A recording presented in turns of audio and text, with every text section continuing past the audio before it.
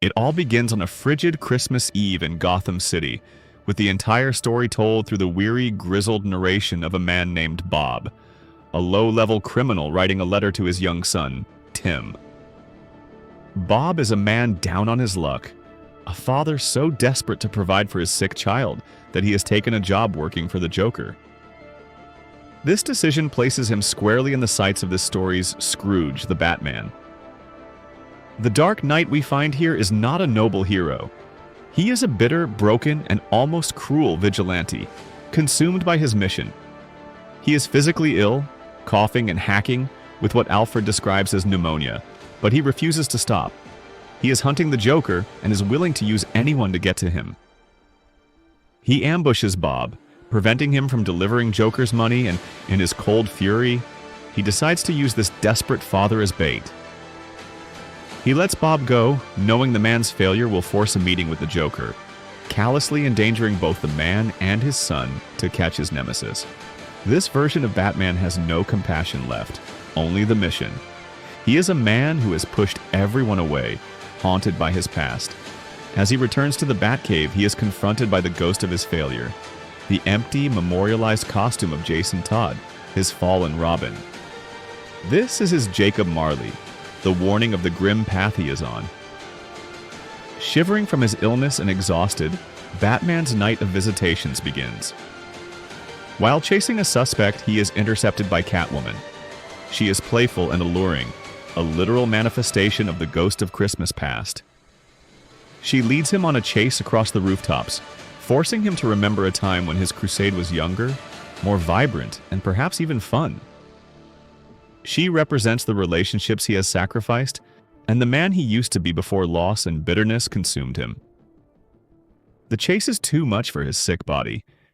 He misjudges a leap and falls hard between two buildings, crashing to the ground. As he lies half-conscious in a snowy alley, the ghost of Christmas present arrives, a glowing red and blue aura heralding the appearance of Superman. The Man of Steel looks down on him, his X-ray vision instantly diagnosing Bruce with severe pneumonia. Superman is a figure of warmth and strength, and he forces Batman to see the world as it is right now. He flies the protesting, weakened Batman across Gotham, showing him the good that still exists. He shows him Commissioner Gordon, alone in his office, steadfastly working for the city. He shows him the small, warm apartment of Bob, the very man Batman was using as bait. He sees Bob with his son, Tim, a small, sickly boy who, despite their poverty, is full of hope and adores his father. Superman pleads with Bruce as a friend to stop, to take the night off and recuperate, reminding him that he needs to be an example of hope, not just a force of fear. He needs to look as closely at those he saves as he does at the criminals he hunts. Superman drops Batman at the Batmobile and flies off. Ignoring the advice, Batman attempts to get back in the car, only for it to explode, knocking him unconscious. When he comes to, the ghost of Christmas future is standing over him. It is the Joker. The clown has Batman dragged to a nearby graveyard, a dark baptism into his grim potential future. Here, Batman is shown a vision of Gotham without him. It is not saved. It is a city torn apart by warring gangs, one group following the law of the Bat, the other following the chaos of the Joker. His legacy is not peace, but endless war fought in his name. The vision culminates with Batman being forced into an empty grave marked with his own name, buried alive by the Joker's henchmen.